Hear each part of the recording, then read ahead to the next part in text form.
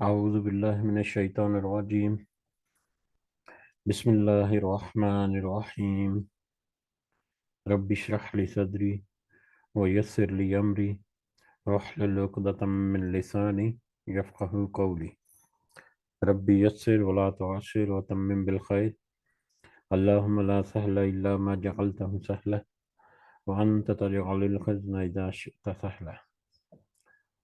اللہم انفعنا بما علمتنا وعلمنا ما ينفعنا وزدنا علما آمین یا رب العالمین۔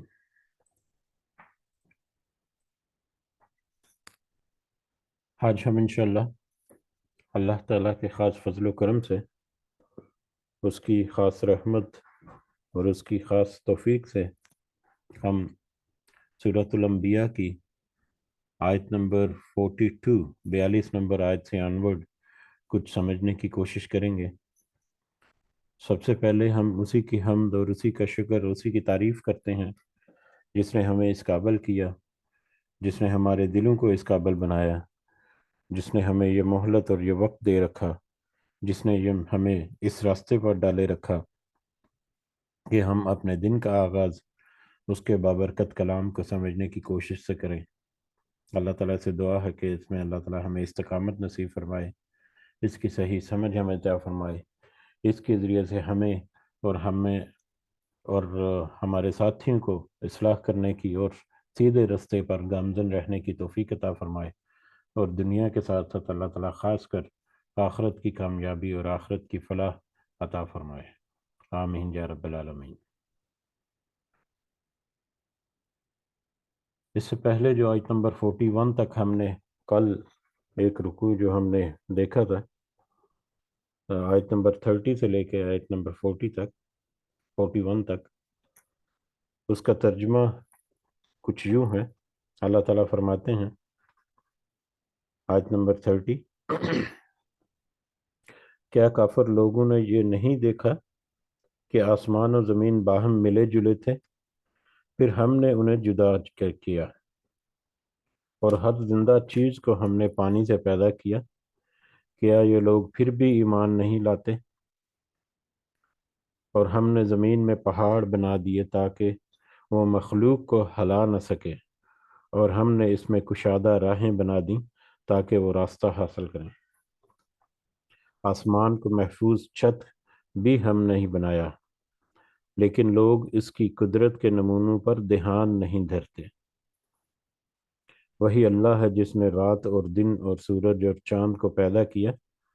ان میں سے ہر ایک اپنے اپنے مدار میں تیرتے پھرتے ہیں۔ آپ سے پہلے کسی انسان کو بھی ہم نے ہمیشگی نہیں دی، کیا اگر آپ مر گئے تو وہ ہمیشہ کے لیے رہ جائیں گے؟ ہر جاندار کو موت کا مزہ چکھنا ہوگا۔ ہم بطریق امتحان تم میں سے ہر ایک کو برائی اور بھلائی میں مبتلا کرتے ہیں، اور تم سب ہماری ہی طرف لوٹ جاؤ گے۔ یہ منکرین تجھے جب بھی دیکھتے ہیں تو تمہارا مذاق ہی اڑاتے ہیں کہ کیا یہی وہ ہے جو تمہارے معبودوں کا ذکر برائی سے کرتا ہے، اور وہ خود ہی رحمان اللہ کی یاد سے بالکل ہی منکر ہیں۔ انسان جلد باز مخلوق ہے، میں تمہیں اپنی نشانیاں ابھی ابھی دکھاؤں گا، تم مجھ سے جلد بازی مت کرو۔ کہتے ہیں کہ اگر سچے ہو تو بتا دو کہ یہ وعدہ کب ہے، کاش کہ یہ کافر جانتے کہ اس وقت نہ تو یہ کافر آگ کو اپنے چہروں سے ہٹا سکیں گے اور نہ ہی اپنی پیٹھوں سے، اور نہ ان کی مدد کی جائے گی۔ ہاں ہاں، وعدے کی گھڑی ان کے پاس اچانک آ جائے گی اور انہیں ہکا بکا کر دے گی، پھر نہ تو یہ لوگ اسے ٹال سکیں گے اور نہ ذرا سی بھی مہلت دیے جائیں گے۔ اور تجھ سے پہلے رسولوں کے ساتھ بھی ہنسی مذاق کیا گیا، پس ہنسی کرنے والوں کو ہی اس چیز نے گھیر لیا جس کی وہ ہنسی مذاق اڑایا کرتے تھے۔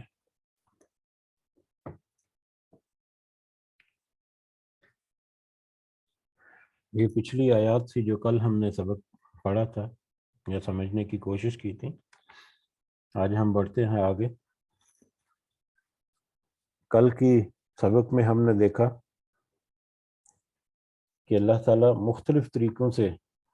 جو باور کرا رہا ہے توحید کے بارے میں، اس میں اللہ تعالیٰ کی بڑی بڑی نشانیوں کے کچھ ٹکڑے یا کچھ حصہ جو ہے وہ ہم نے کل سمجھنے کی کوشش کی، اور اس کے علاوہ ہمیں یہ بھی سمجھ آئی کہ اتنی زیادہ ہدایت، اتنا بار بار وہی قسم کی آیات جو ہیں، وہی قسم کی نصیحتیں کر کر کے، وہی قسم کے باتیں ان کو بتا کے، مختلف طریقوں سے مختلف مثالیں دے دے کر وہ مشرکین مکہ پھر اپنے اسی ضد پر اڑے ہوئے، ابھی تک اسی ضد پر اڑے ہوئے کہ نہیں ہمیں تو معجزے چاہیے، نہیں یہ قرآن پتہ نہیں سچا ہے کہ نہیں، کون گھڑ کے لاتا ہے یہ قرآن، اپنی طرف سے گڑا گیا ہے، نبی کریم صلی اللہ علیہ وسلم کو بھی اوپر بھی اس طرح سے مذاق اور ہنسی کرنا، اور جو بھی وتیرہ، یعنی تقریباً یہ سورہ مبارکہ جب نازل ہوئی ہم نے دیکھا کہ 6-7 سال کا وقت، یا 7 سال کے لگ بھگ وقت، اور ان 7 سالوں میں سے کتنا ہی عرصہ جو ہے وہ صرف یہی نصیحت ان کو بار بار مختلف طریقوں سے ہو رہی ہے، لیکن بہت کم لوگ ہیں جو سمجھتے ہیں، زیادہ تر لوگ اس کو بس اپنی ضد پر اڑے ہوئے ہیں۔ بڑھتے ہیں آگے، ہم آج آیت نمبر 42 سے آگے بڑھتے ہیں اور دیکھتے ہیں کہ اس میں اللہ تعالیٰ ہمیں کیا ذکر فرماتے ہیں۔ اعوذ باللہ من الشیطان الرجیم، قل آپ کہہ دیجئے، من یکلؤکم باللیل والنہار، کون ہے جو حفاظت کرتا ہے تمہاری رات کو اور دن میں، من الرحمن، رحمان کے عذاب سے، کون ہے جو تمہاری رحمان کے عذاب سے، یا رحمان کے علاوہ رحمان کے عذاب سے کون تمہاری حفاظت کرتا ہے دن اور رات کو۔ اس میں 2-3 پوائنٹس ہیں، اور تینوں ایک بیک وقت بھی ہو سکتے ہیں، اور تینوں میں سے کوئی ایک بھی ہو سکتا ہے۔ ایک تو بار بار وہ عذاب کا تقاضا کرتے ہیں یا عذاب کا مطالبہ کرتے تھے کہ کہاں ہے وہ عذاب، پچھلی قوموں کی طرح، یہ مشرکین مکہ کی بات ہو رہی ہے کہ پچھلی قوموں کی طرح وہ بھی مطالبہ کرتے تھے کہ کہاں ہے وہ عذاب، ہم تو بس ڈٹے پڑے ہیں، تو لے آؤ عذاب کو، جب وہ عذاب آئے گا تو دیکھی جائے گی۔ تو ایک تو پوائنٹ یہ ہے کہ وہ عذاب کا مطالبہ کرتے ہیں، بار بار عذاب کی خواہش کرتے ہیں، لیکن اللہ تعالیٰ عذاب اس طرح سے یا اس طرح کی سزا جو ہے نیست و نابود کرنے والی ان کو نہیں دے رہا، یعنی اللہ تعالیٰ اس عذاب سے ان کو روکے ہوئے ہے، اس عذاب سے ان کی حفاظت کیے ہوئے ہے،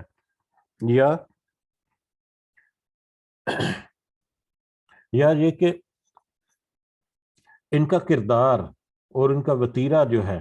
کہ کس طرح سے وہ اللہ کے قرآن کی اور اللہ کے نبی صلی اللہ علیہ وسلم کی تکذیب کرتے ہیں، مذاق کرتے ہیں، مختلف طرح کی باتیں اپنی طرف سے گھڑتے ہیں، اور اس کے علاوہ اللہ کے ساتھ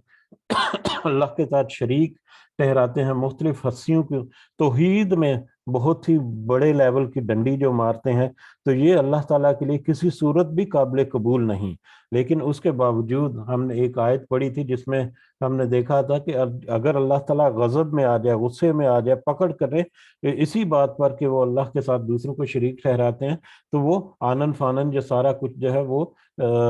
صفحہ ہستی سے مٹا دے، یا آنن فانن سب کچھ نیست و نابود کر دے۔ تو اللہ تعالیٰ کی جو جلالیت ہے، اللہ تعالیٰ کی وہ جو پکڑ ہے،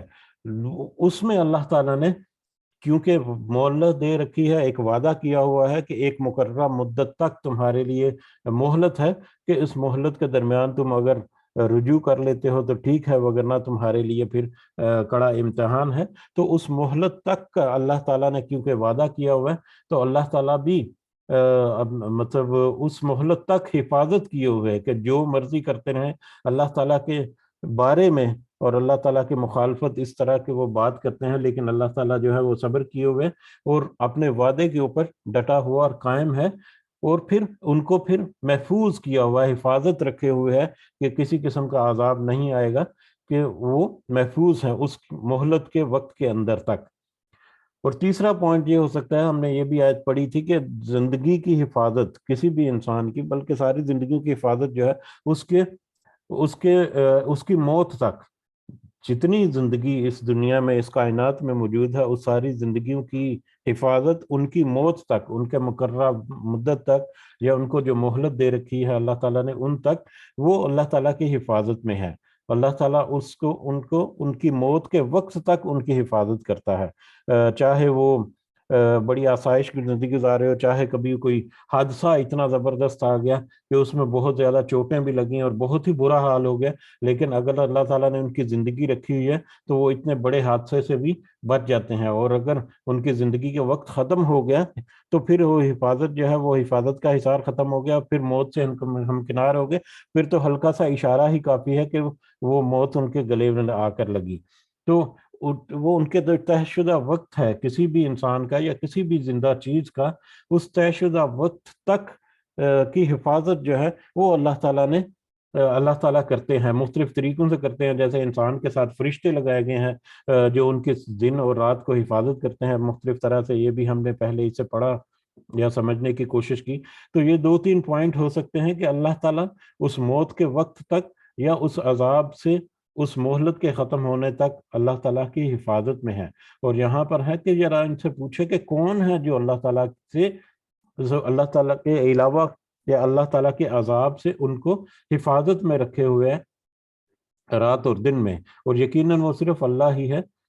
जो वहदहु ला शरीका लहू है। बल हम अन जिक्रिहिम मुरिजुन, बल्कि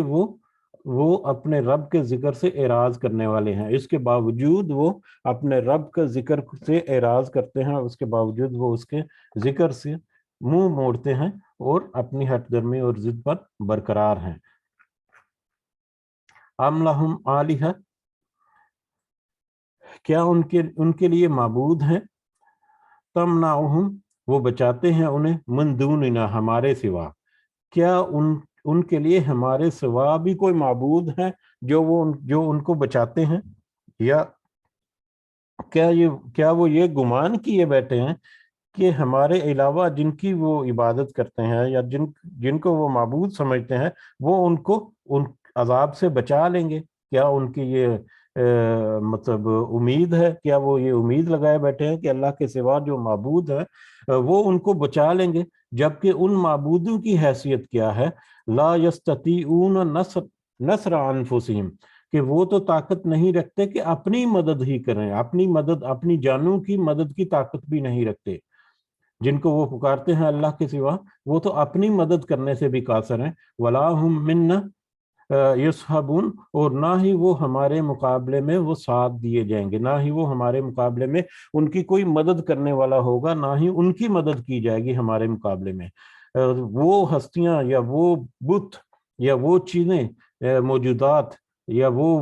पुराने बुजुर्ग जिनको वो पुकारते हैं अल्लाह के अलावा, कि वो तो खुद इस काबिल नहीं कि अपनी मदद कर सकें या अल्लाह के मुकाबले में उनकी कोई मदद कर सके, तो वो कैसे इन लोगों की मदद कर सकेंगे, खासकर क़यामत के दिन जब सारा कुछ जो है वो सामने होगा और वहां पर हर एक जो है वो दूसरे से बरी होने की कोशिश करेगा। बल मत्ता आना, बल्कि हमने फायदा दिया, हा उलाई, ये व आबाहम, और उनके आबा अजदाद को। बल्कि हमने फायदा दिया ये और उनके आबाद को, यानी आबा अजदाद को, यानी इनको उन और उनके आबा अजदाद को, यानी उस वक्त के जो लोग मौजूद हैं उनको भी, और उससे पहले उनके बाप दादा जो हैं उनको भी हमने मत्ता आना, फायदा दिया, आर्जी फायदा देने, दुनिया के में रहन सहन की आर्जी जो चीजें हैं, जो भी दौलत, इज्जत, शोहरत और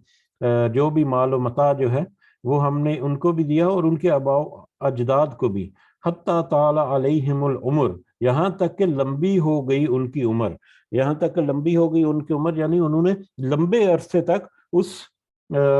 अल्लाह ताला की उन फायदों को या अल्लाह ताला की उन नेमतों को इस्तेमाल किया, अल्लाह ताला की उन नेमतों से फ़ायदा उठाया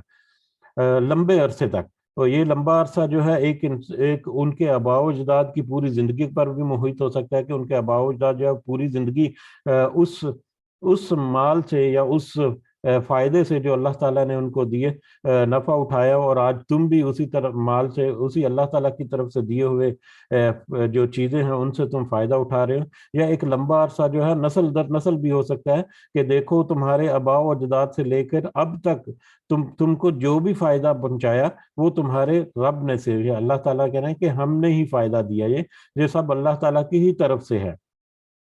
اور اب تمہاری عمر جو ہے وہ بھی گزر رہی ہے، تو یہ فائدہ جو ہے اللہ کی طرف سے ہی ہے. اب تک تو تم نے فائدہ اٹھایا، تم نے بھی اور تمہارے آباء و اجداد نے بھی ایک لمبے عرصے تک. افلا یرون، تو اب کیا نہیں وہ سب دیکھتے، انا نأتی الارض، کہ ہم بے شک آتے ہیں زمین کو، ننقصها، ہم گھٹاتے ہیں اسے، من اطرافها، اس کے اطراف سے، اس کے چاروں طرفوں سے، یا اس کے اطراف سے، اس کے کناروں سے ہم اس زمین کو گھٹاتے ہیں. افہم الغالبون، پھر بھی وہ کیا غالب ہیں، کیا پھر بھی وہ غالب ہیں. یعنی یہ ساری عمر ان کے آباء و اجداد نے بھی اللہ کی دیے ہوئے رزق سے یا فائدے سے انہوں نے مطلب اپنی زندگی گزاری، اور اب یہ لوگ بھی گزار سکتے ہیں. اور اب بھی یہ گمان کرتے ہیں کہ زمین کے کناروں سے ان کے اوپر زمین تنگ کی جا رہی ہے. یہ زمین تنگ کرنا، یہ زمین کو گھٹانا ان کے لیے یہ اس طرف اشارہ ہے کہ ان کی اتنی زیادہ ظلم و ستم کے باوجود، اتنی زیادہ مخالفت کے باوجود، یہ جو دین کا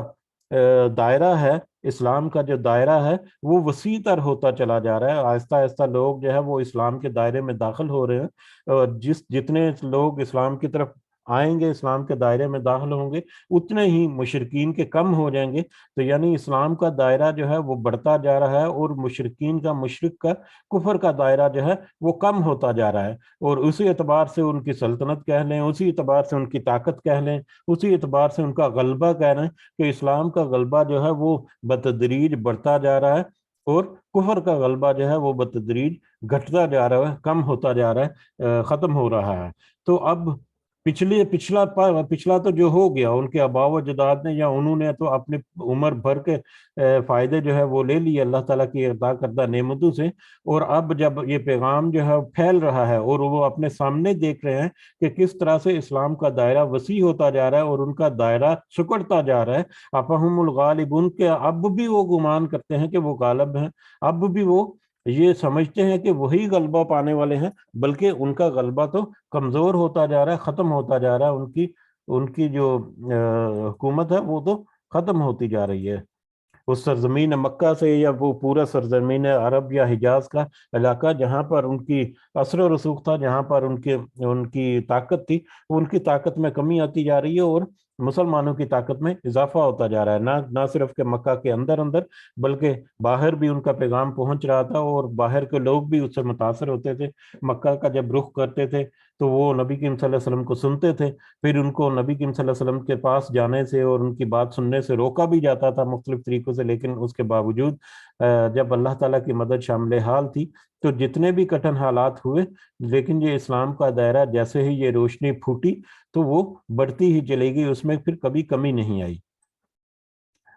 کل انما انذرکم بالوحی، کہہ دیجئے یقیناً میں ڈراتا ہوں تمہیں وحی کے ذریعے. یہ اللہ تعالیٰ کی طرف سے وحی کے ذریعے سے جو نصیحت آتی ہے یا جو پیغام آ رہا ہے، اس پیغام کے ذریعے یا اس وحی کے ذریعے میں تمہیں ڈراتا ہوں کہ تم نے اگر اپنا آپ صحیح نہیں کیا تو تمہارا کیا انجام ہوگا. اس انجام کی میں پوری تنبیہ یا وارننگ جو ہے وہ میں نے تم کو دے دی. نبی کریم صلی اللہ علیہ وسلم سے کہا جا رہا ہے کہ آپ ان سے کہہ دیجئے کہ ساری وارننگ تمہارے لیے واضح کر دی گئی ہیں. ولا یسمع الصم الدعاء، اور نہیں وہ سنتے بہرے پکار کو، لیکن اس کے باوجود جو بہرے ہیں وہ پکار کو نہیں سنتے. اذا ما ینذرون، جب کبھی وہ سب ڈرائے جاتے ہیں، جب ان کو اس طرح کی ڈرائے جاتے ہیں یا اس طرح کی وارننگز جب دی جاتی ہے، تو اس وارننگز کے باوجود جو بہرے ہیں، مطلب کانوں سے تو بہرے نہیں ہے، لیکن وہ بات کو یا تو سنتے ہی نہیں یا سنی انسنی کر دیتے ہیں، اور اس طرح سے وہ اپنے آپ کو انہوں نے گمراہی میں ڈالا ہوا ہے. کل یا پرسوں کچھ جو ذکر ہوا تھا اس میں ہم نے دیکھا تھا کہ جیسے آج بھی ایک مشابہت سی ملتی ہے کہ کس طرح سے وہ दुनिया की जिंदगी में मगन है कि नसीहत की बात जो है वो उनके कानों तक आती है, लेकिन वो उसको कबूल नहीं करते, या कबूल अगर करते भी हैं तो उसको जुटला देते हैं। कि हमने देखा कि वो कुछ आजकल ये हेडफोन्स वगैरह या ब्लूटूथ डिवाइसेस वगैरह जो कानों के अंदर ठुंसी होती हैं, तो जब उनको बुलाया जाता है तो वो हड़बड़ा जाते हैं, उनको अटेंटिव करना पड़ता है जबरदस्ती से। और जब वो अटेंटिव होते हैं, थोड़ा सा वो कान लगाते हैं, तो फिर वापस अपनी उसी सूरत हाल में मगन हो जाते हैं। तो ये एक सिर्फ इंडिकेशन कि किस तरह से उनके सामने सारा कुछ है, उनके सामने सारी जिक्र, सारी नसीहत, सारी वार्निंग्स, सारे वाकयात जो पिछले गुजर गए और जो आइंदा आने वाले हैं, गैब की बहुत सारी बातें जो हैं उनको वाजे करके बता दिया। उनके अपने किरदार को, वो खुद क्या सोचते हैं और खुद क्या करते हैं, जो छुपा कर रखते हैं लोगों से भी और मुसलमानों से, उस किरदार को भी अल्लाह ताला ने वाजे करके कुरान में भी बता दिया। उसके बावजूद वो बस सुनी अनसुनी कर देते हैं, जब ऐसे ही हैं जैसे वो बहरे हैं कि उन्होंने कुछ सुना ही नहीं। वला इम्मसतहुम, और जब उसका अंजाम क्या होगा, ये जो बहरापन उनका है जो उन्होंने अपने ऊपर तारी किया हुआ नसीहत के मामले में, तो उसके अंजाम के तौर पर या उसका कैसा मामला उनके साथ होगा। वला इम्मसतहुम नफखा,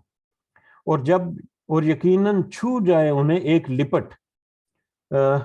मिन अजाबी, अजाब से, रब्बी का, तेरे रब के, तेरे जब यकीनन तेरे रब के अजाब की एक लिपट, एक हल्का सा लम्स भी उनको छू जाए, जो हल्का सा हफीफ सा झटका भी उनको लग जाए उस अजाब का, तेरे रब के अजाब का, ला यकूलुन्ना, तो जरूर भी जरूर वो कहेंगे, या वैलना, हमारे हाय हमारी बर्बादी, इन्ना कुन्ना जालिमीन, बेशक हम तो बहुत जुल्म करने वाले थे, हम तो बहुत जालिम थे। जब आज दुनिया की जिंदगी में तो वो इस तरह से वो बहरे बने फिरते हैं नसीहत के मामले में, लेकिन एक वक्त आएगा कि जब उनको अजाब जो है वो पहुंचाया जाएगा, और वो एक अजाब ऐसा होगा कि उनकी एक हल्की सी लपक या उनकी उस अजाब की हल्की सी झलक या एक हफीफ सा झटका जो है वही काफी होगा कि वो चिल्ला उठेंगे, या वो मतलब शिद्दत से उसकी शिद्दत से वो चिल्ला उठेंगे कि ये तो हम जुल्म कर बैठे। बल्कि हमने कुछ आयात में देखा कि मैदान हशर में ही उनको अंदाजा होना शुरू हो जाएगा, और वहीं पे वो इस बात का इदराक उनको होना शुरू हो जाएगा कि हमने तो जिंदगी गुजारती, आनन फानन ये वक्त आ गया, हमने तो गलती कर दी या हमने तो जुल्म कर दिया। और जब प्रैक्टिकली,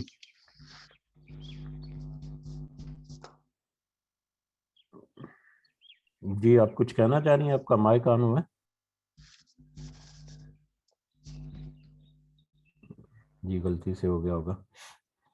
तो जब अजाब जो है उनकी उसकी एक हल्की सी लिपट जो है, या हल्का सा उसका हल्का सा जायका जब उनको चिखाया जाएगा, बिल्कुल मामूली सा, तो वही काफी होगा कि वो पुकार उठेंगे कि हम तो दुनिया में जुल्म करते रहे, ये हमसे गलती होगी जो दुनिया में हम बहरे बने रहे, गूंगे बने रहे, अंधे बने रहे, कि नसीहत हमारे सामने थी, ना ही हमने उसको कबूल किया, ना ही हमने उससे फायदा उठाया दुनिया में। वनदा उल मवाजीना, और हम रखेंगे मेज़ान, अलकिस्त, अदल का, हम मेज़ान अदल को रखेंगे, लियौमिल क़ियामती, क़यामत के दिन को, फला तुज़लमु नफ्सुन शैआ, तो फिर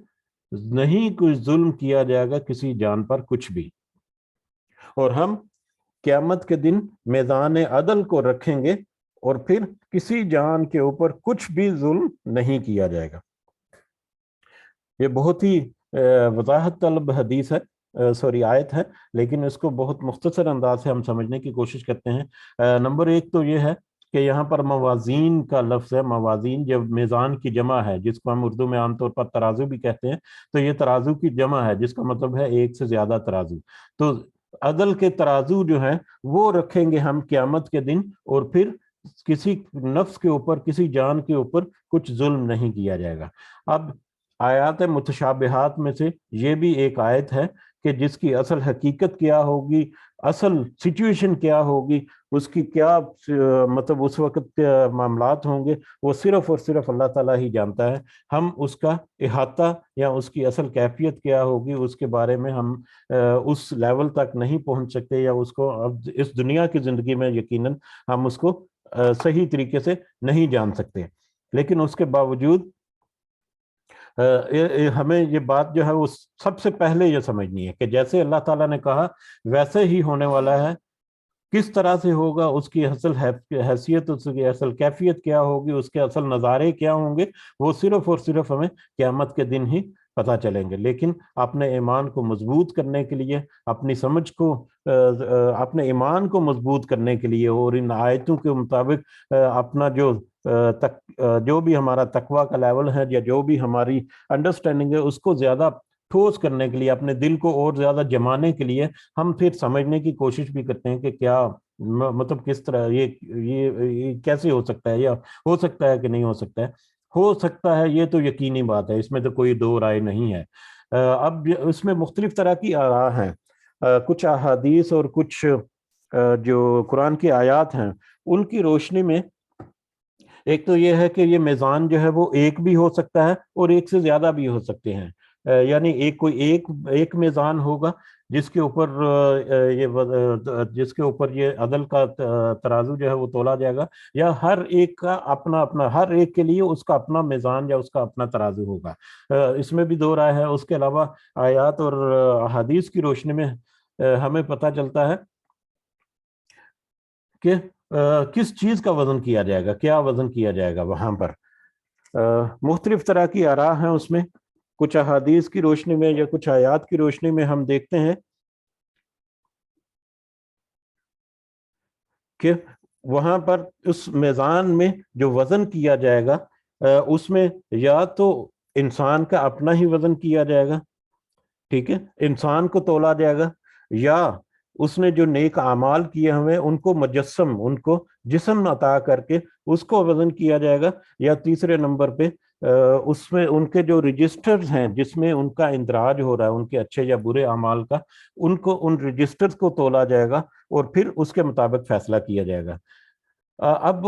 وزن جو ہے دو کنسپٹس آتے ہیں اس میں. ایک میزان کی، ایک ترازو جب ہم دیکھتے ہیں تو اس کے دو پوائنٹس ہمارے ذہن میں آتے ہیں. ایک تو یہ ہے کہ اس کا ایک وزن کیا جاتا ہے کسی دوسرے وزن کی مناسبت سے. یعنی 1 کلو کا وزن اگر ہم نے 1 کلو کوئی چیز تولنی ہے تو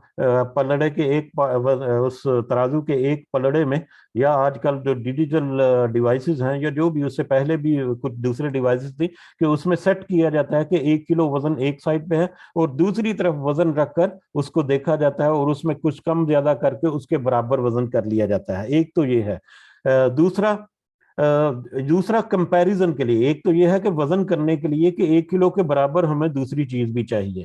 ٹھیک ہے، اس سے زیادہ یا کم نہیں. دوسرا یہ ہے کہ ہم نے کمپیریزن کے لیے بھی ترازو کو یوز کر سکتے ہیں کہ دو چیزیں ہیں، دو چیزوں میں سے ہم دیکھنا چاہتے ہیں یا جانچنا چاہتے ہیں کہ کون سی چیز بھاری ہے اور کون سی چیز ہلکی ہے. تو دونوں چیزوں کو آپ دونوں پلڑوں میں رکھ دیں یا دونوں سائڈز میں رکھ دیں تو جو چیز بھاری ہوگی وہ اس کا پلڑا نیچے جھک جائے گا، اور جو چیز ہلکی ہوگی اس کا پلڑا اوپر جھک جائے گا. تو لہٰذا اس کنسیپٹ میں بھی ہمیں اشارہ ملتا ہے احادیث سے اور آیات سے کہ ایک تو اس کا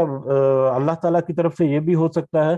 کہ ایک طے شدہ وزن جو ہے اس وزن سے کم اگر کسی کا وزن ہے تو وہ جہنم کا حقدار ہوگا، اور اگر اس کا وزن اس سے زیادہ ہے تو وہ جنت کا حقدار ہوگا.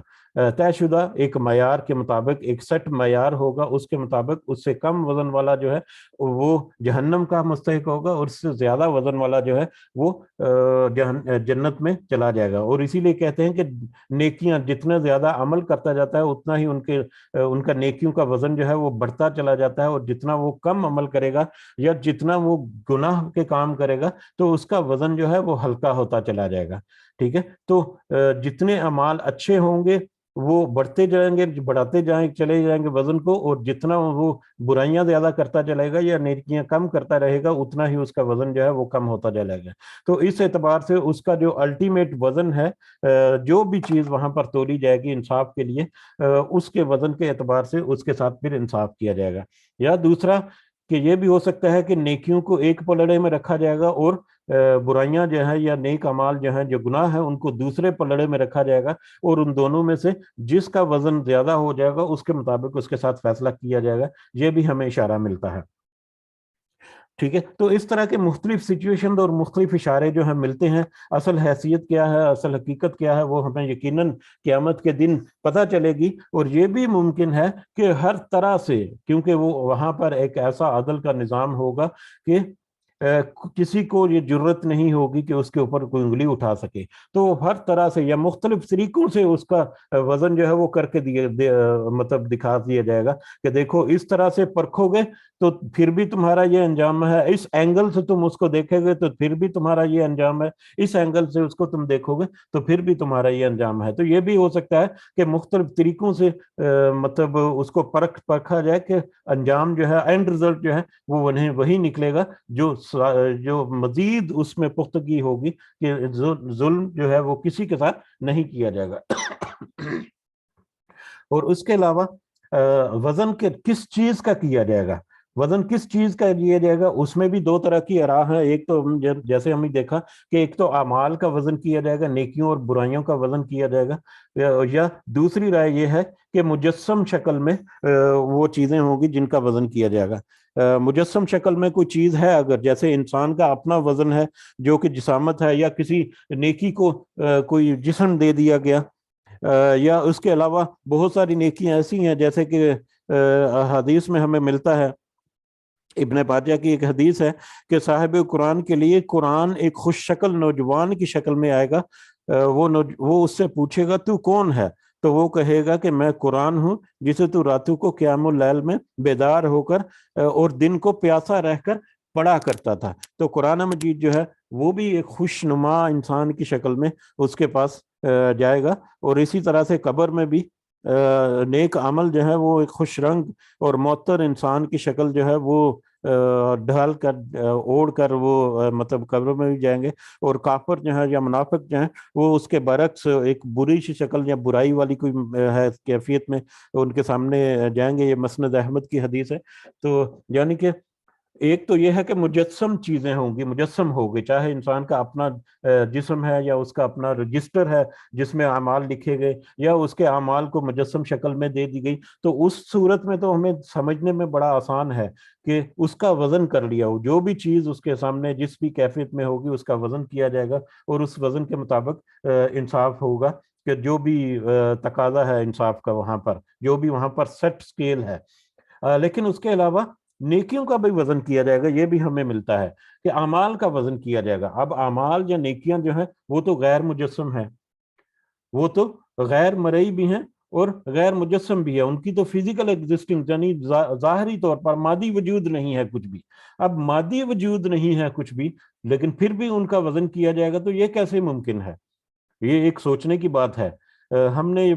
آیت شروع کرنے سے پہلے میں نے کہا تھا کہ یہ آیت مشابہات میں سے ہے. اس کی اصل حقیقت ہمیں اس وقت پتہ چلے گی، لیکن ہم صرف اپنے ایمان کو اور زیادہ تقویت دینے کے لیے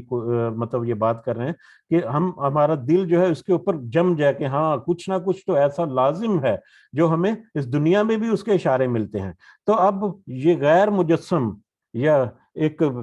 فزیکل ایگزسٹنس ہی نہیں ہے اس چیز کا، اس کا وزن کیسے کیا جائے گا؟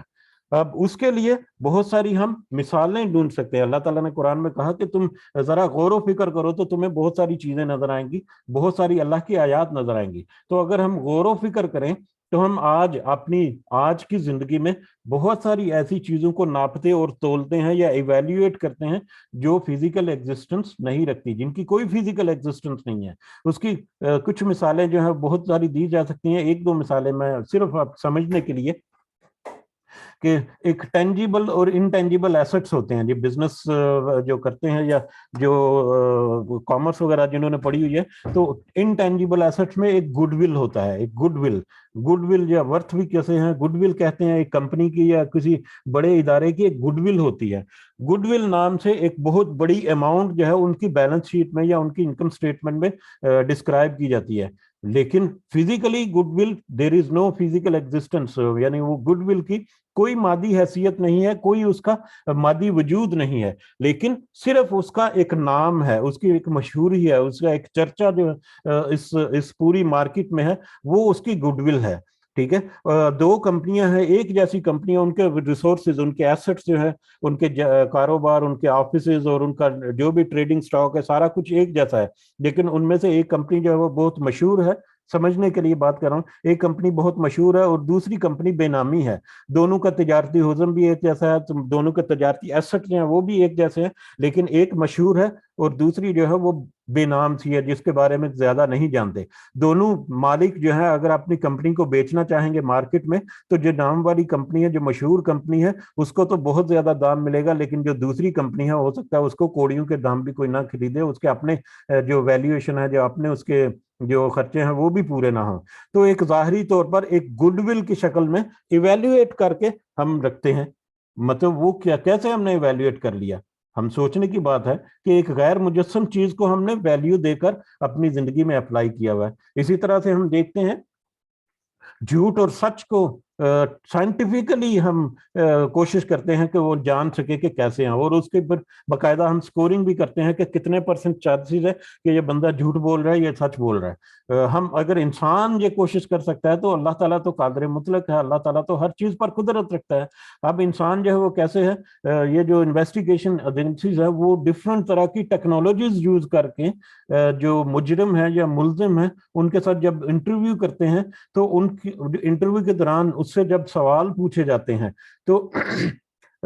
جو انسان اگر کوئی جھوٹ بولتا ہے تو اس کے جسم میں کچھ تغیرات ہوتے ہیں، اس کی آنکھوں کی پتلیاں جو ہیں، وہ اگر جھوٹ بول رہا ہے تو اس کی آنکھوں کی پتلیاں جو ہیں ان میں فرق پڑتا ہے، ان کے دل کی جو دھڑکن ہے اس میں فرق پڑتا ہے، ان کے بلڈ پریشر میں کچھ فرق پڑتا ہے، اس کی فزیکل، تو ان ساری چیزوں کو ماپا جاتا ہے۔ اور پولیگرافی ٹیسٹ کے نام سے آپ نے یقیناً سنا ہوگا کہ پولیگرافی ٹیسٹ کیا جاتا ہے ملزموں کا یا مجرموں کا، جس میں کچھ مشین وغیرہ ان کے جیسے میڈیکل اکوپمنٹ ہے، تقریباً یہ میڈیکل اکوپمنٹ کی طرح یہ کہ اس کے جو مختلف جسم کے مختلف حصوں پر مشینیں لگا دی جاتی ہیں، کچھ سینسر لگا دیے جاتے ہیں، اور پھر وہ مشین جو ہے جب اس سے کوسچن آنسر کیے جاتے ہیں تو وہ مشین جو ہے اس کے جسم میں جو تبدیلیاں ہوتی ہیں ان کو پھر ناپتا ہے، اور یہ ایک حقیقت ہے جس میں کافی ساری تحقیق بھی ہو چکی ہے کہ واقع ہی جو جھوٹ بولنے والا ہے چاہے وہ کتنا ہی اطمینان میں یا کتنا ہی پرسکون نظر آئے، لیکن اس کے جسم کے اندر کچھ نہ کچھ تبدیلیاں رونما ہوتی ہیں جن کو وہ پھر میئر کرتے ہیں، اور اس کی بیس پر پھر وہ اندازہ کر لیتے ہیں، یا اب اس میں مزید بھی وہ تحقیق کر رہے ہیں اور مزید اس میں ایکوریسی ڈیولپ کر رہے ہیں کہ یہ بندہ جو ہے کتنے پرسنٹ چانسز ہے کہ یہ بندہ جھوٹ بول رہا ہے، 70%، 80% یا 100% یہ تو جھوٹ ہی بول رہا ہے۔ تو ہم اگر انسان یہاں پر اس طرح کی کوشش کر کے کسی نہ کسی نتیجے پر پہنچ رہے ہیں اور اس کو مزید اس میں امپروومنٹ لا رہے ہیں تو اللہ تعالیٰ تو وہاں پر عدل کرے گا، جب تو وہاں پر تو سب سے پہلے تو انسان وہاں کی کیفیت دے کر خود ہی ایگری کر جائے گا کہ ہاں مجھ سے یہ معاملہ ہو گیا، ہاں میں نے دنیا میں یہ کچھ کیا، خود ہی وہ اپنے گریبان میں جھانکنا شروع ہو جائے گا۔ لیکن پھر سب کے لیے پروف کے طور پر سب کے سامنے پھر کچھ کو اللہ تعالیٰ مطلب پردے میں بھی رکھے گا، ہم نے حدیث سے پڑھا، لیکن ایک عام جو قانون ہے اس کے مطابق پھر ایک اوپن جسٹس سسٹم جو ہے وہ وہاں پر سب لوگ دیکھیں گے اور کس طرح سے وہاں پر انصاف ہوگا، یقیناً ہمارے سب میں آ جائے گا۔ لیکن آج ہمیں بہت ساری چیزیں ایسی پتہ ہیں جو ہمیں تقویت دیتی ہیں ہمارے ایمان کو کہ ہاں واقعی یہ وقت آنے والا ہے اور اس میں ہمیں کسی قسم کے شک کی گنجائش نہیں ہونی چاہیے۔ بہرحال یہ بھی بہت سارے اور پہلوؤں کے اوپر بھی اس کے اوپر بات ہو سکتی ہے کہ کس طرح سے وہ میزان عدل جو ہے وہ قائم ہوگا اور کس طرح سے وہ وہاں پر چیزوں کو تولا جائے گا اور پھر ان کا وزن کیا جائے گا۔ اور پھر آگے اللہ تعالیٰ کہتے ہیں وَإِن كَانَ مِثْقَالَ، اور اگر ہوگا کوئی مثقال حبہ، دانے کے برابر، من خردل، رائی کے، کوئی رائی کے دانے کے برابر بھی اگر ہوگا کوئی بھی گناہ یا نیکی، آتینا بہا، ہم لے آئیں گے اس کو، ہم اس کو لے آئیں گے۔ کوئی بھی رائی کے دانے کے برابر بھی اگر کوئی عمل ہے، چاہے اچھا عمل ہے یا برا عمل ہے، کوئی رائی کے دانے کے برابر بھی اگر کس نے کوئی عمل کیا ہے تو ہم اس کو بھی لے آئیں گے اس میزان میں رکھنے کے لیے یا میزان میں تولنے کے لیے۔ اور رائی تو ہمیں پتہ ہے مسٹرڈ سیڈ جسے ہم کہتے ہیں، سرسوں کا بیج جو ہے وہ ایک بہت ہی چھوٹا سا دانہ ہے، بہت ہی معمولی سا دانہ رائی کا دانہ جو ہے، لیکن رائی کا دانہ بھی بہت بڑی چیز ہے۔ اللہ تعالیٰ نے تو اس سے بھی چھوٹی چیز فَمَن يَعْمَلْ مِثْقَالَ ذَرَّةٍ خَيْرًا يَرَهُ वमन यामल मिस्काल ज़र्रतिन शर्रन यरा, कि हम जर्रे के बराबर भी कोई नेक और शर जो है वो भी हम ले आएंगे। और जर्रा क्या है? जर्रा हमें पता है कि खफीफ तरीन चीज के जिससे छोटी चीज मुमकिन नहीं, ये बड़ी सी सिंपल सी डेफिनेशन है। और पहले हम समझते थे कि एटम जो है वो सबसे छोटी चीज है, लेकिन हमने देखा कि एटम को भी मजीद तोड़ा गया है और एटम से भी मजीद छोटे जर्रे जो है वो मौजूद हैं। तो वो सबसे छोटा हल्का तरीन छोटा तरीन जो जर्रा है उसको भी हम लाकर उस मैदान में रख देंगे, जिससे छोटी चीज कोई मुमकिन नहीं। यानी कोई अगर ये समझे कि कोई छुप कर कोई गुनाह कर रहा है या छुप कर कोई नेकी कर रहा है या छोटी नेकी कर रहा है, हकीर नेकी कर रहा है, तो कोई नेकी हकीर नहीं है, कोई गुनाह हकीर नहीं है, कि किसी को नहीं छोड़ा जाएगा, जर्रे के बराबर भी होगा तो अल्लाह ताला कहते हैं कि वो भी उस मैदान अदल में ला कर रख दिया जाएगा और वो भी वजन में शुमार होगा। वकफा बिना हासिबिन, और काफी हैं हम हिसाब करने वाले। और देखो किस तरह से हम हिसाब करने में पक्के हैं। अल्लाह ताला कहते हैं कि देखो हम कैसे हिसाब करने में पक्के हैं कि जर्रा बराबर भी कोई चीज जो है वो भी नहीं रहेगी और वो भी उसमें मैदान अदल में डाली जाएगी और फिर इंसाफ के साथ वहां पर सबके साथ मामला जो है वो किया जाएगा। अल्लाह ताला से दुआ है कि इस मतलब अमल में या इस जो ये जो वहाँ पर एक्टिविटी होगी इसमें अल्लाह ताला हमें कामयाब फरमाए और अल्लाह ताला इसमें हमें खासकर उन लोगों में शुमार फरमाए जो कि इस मैदान अदल में सुरखरू होकर जन्नत के मुस्तहिक ठहरेंगे और जिनको अल्लाह ताला अपने खास फजलो करम से फिर अब बाकी अगली जो मंजिलें हैं वो भी उनके लिए आसान फरमाएगा। आमीन या रब्बल आलमीन। वलकद आतईना मूसा, और बिलाशुबा यकीनन हमने दी मूसा को। ये अब थोड़ा सा मौजू जो है वो आगे बदलेगा, आगे कुछ और अंबिया के भी जिक्र है। बहरहाल वलकद आतईना मूसा व हारून, और हमने दी मूसा को, बिलाशुबा हमने दी मूसा को और हारून को अल फुरकाना किताब, फर्क करने वाली, खूब फर्क करने वाली। हजरत मूसा अलैहिस्सलाम को दी थी और क्योंकि हजरत हारून भी उनके साथ मतलब चुने गए थे उनका साथ देने के लिए नबी की हैसियत से, लिहाजा वो उन दोनों का यहाँ पर तज़किरा हुआ कि वो किताब जो है वो फुरकान या जो तौरात जो हजरत मूसा को दी थी वो दर हकीकत वो दोनों ने ही उसको इस्तेमाल किया नसीहत को पिलाने के लिए, हजरत मूसा और हारून दोनों ने। तो इस मुनासबत से यहाँ पर दोनों का नाम है। तो हमने मूसा और हारून को फुरकान, फर्क करने वाली, हक और बातल के दरमियान, अच्छाई और बुराई के दरमियान तमीज करने वाली, फर्क करने वाली जो किताब थी वो हमने उनको दी। वज़ियान, और रोशन थी, वो एक रोशन किताब भी थी, वो रोशनी। व ज़िक्रन, और नसीहत थी लिलमुत्तकीन, परहेजगारों के लिए। मूसा और हारून को भी हमने फर्क करने वाली, हक और बातल के दरमियान फर्क करने वाली एक रोशन और नसीहत से भरपूर किताब जो है वो दी परहेजगारों के लिए। वो उनके लिए मतलब जो परहेजगार हैं वो उससे सही हदायत हासिल करके उसका फायदा उठा सकने वाले थे। अल्लाज़ीना यख्शौना, अब वो परहेजगार कौन है? अल्लाज़ीना यख्शौना रब्बहुम बिलग़ैबी, जो डरते हैं अपने रब से गैब के साथ, जो अपने रब तो उनका पर्दे में है, गैब में है, लेकिन अपने रब को बगैर देखे उससे डरते हैं।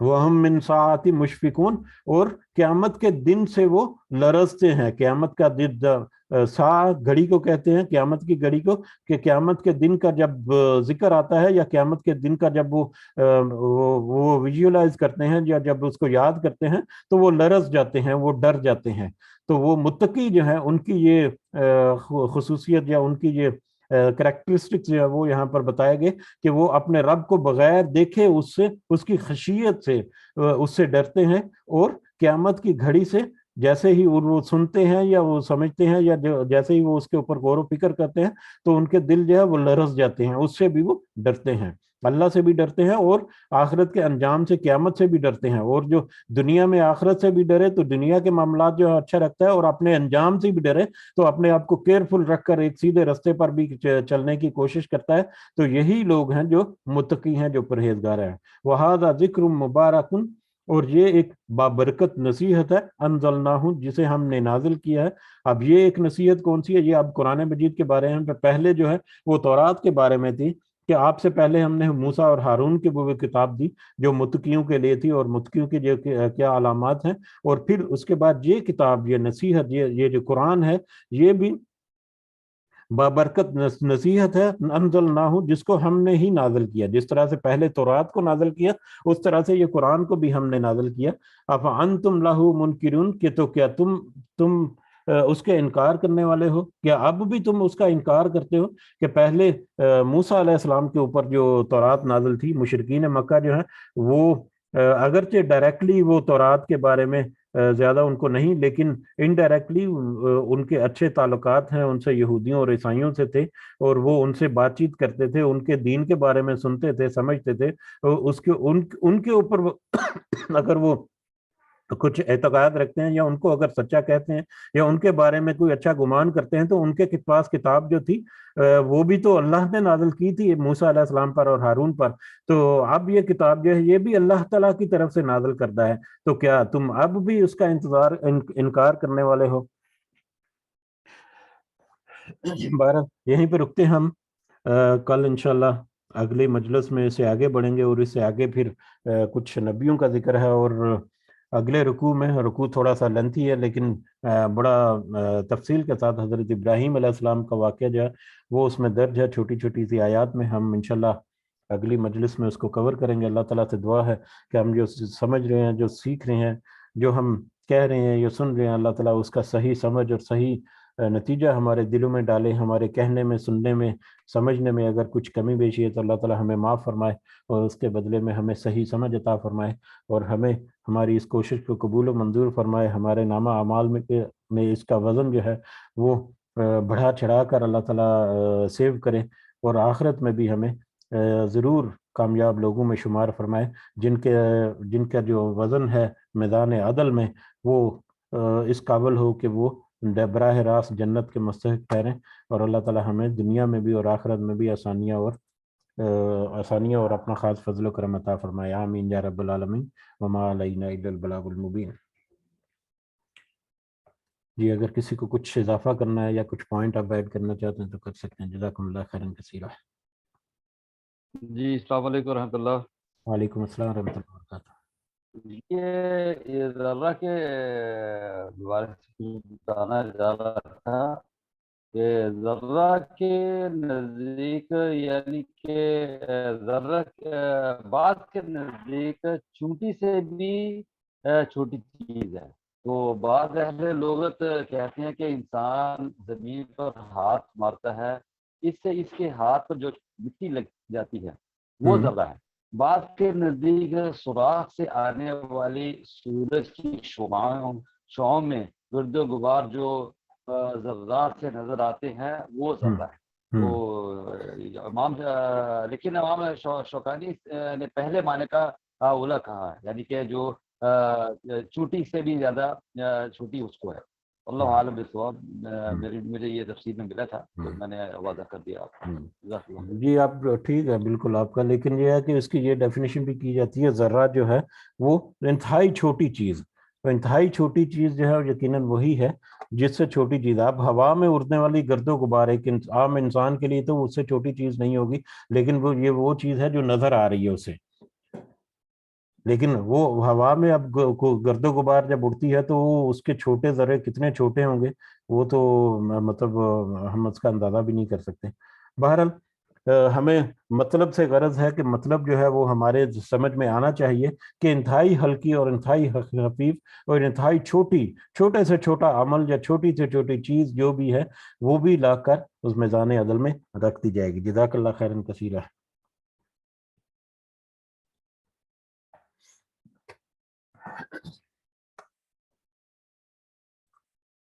جی ٹھیک ہے، اس کے ساتھ ہی اجازت چاہتے ہیں، سب کو دعا میں ضرور یاد رکھیں، اللہ تعالیٰ ہم سب کا حامی و ناصر ہو، ہمارے کہنے میں سننے میں اللہ تعالیٰ ہمیں صحیح نصیحت عطا فرمائے، ہماری اس کوشش کو اللہ تعالیٰ قبول و منظور فرمائے، ہماری جتنی اچھی نیک اور جائز حاجات اور خواہشات ہیں اللہ تعالیٰ ان کو ہمارے لیے آسان فرمائے، ہماری مشکلات میں اللہ تعالیٰ آسانی کرے اور ہماری خاص مدد اور رہنمائی فرمائے، ہمیں دنیا کے معاملات میں اللہ تعالیٰ اس قابل رکھے کہ ہم اپنے ایمان کی حفاظت کر سکیں اور موت کو اللہ تعالیٰ ہمارے اوپر جب طاری کرے تو ہم ایمان کی حالت میں ہوں، اور اس قدر ہمارے پاس عمل ہوں کہ ہم میدان ازل میں بھی کامیابی ہوں، اور پھر اللہ تعالیٰ اپنے خاص فضل و کرم سے بھی ہمیں اپنے خاص فضل و کرم میں رکھے اور آخرت کی کامیابی بھی عطا فرمائے. آمین یا رب العالمین. رب ارحمہما کما ربیانی صغیرہ، رب ارحمہما کما ربیانی صغیرہ، رب ارحمہما کما ربیانی صغیرہ. ربنا آتنا فی الدنیا حسنہ وفی الآخرۃ حسنہ وقنا عذاب النار. ربنا ظلمنا انفسنا وان لم تغفر لنا وترحمنا لنكونن من الخاسرین. ربنا تقبل منا انك انت السميع العليم وتب علينا انك انت التواب الرحيم. سبحان ربك رب العزة عما يصفون وسلام على المرسلين والحمد لله رب العالمين. سبحانك اللهم وبحمدك أشهد أن لا إله إلا أنت أستغفرك وأتوب إليك. جزاكم الله خيرا. السلام علیکم ورحمۃ اللہ وبرکاتہ.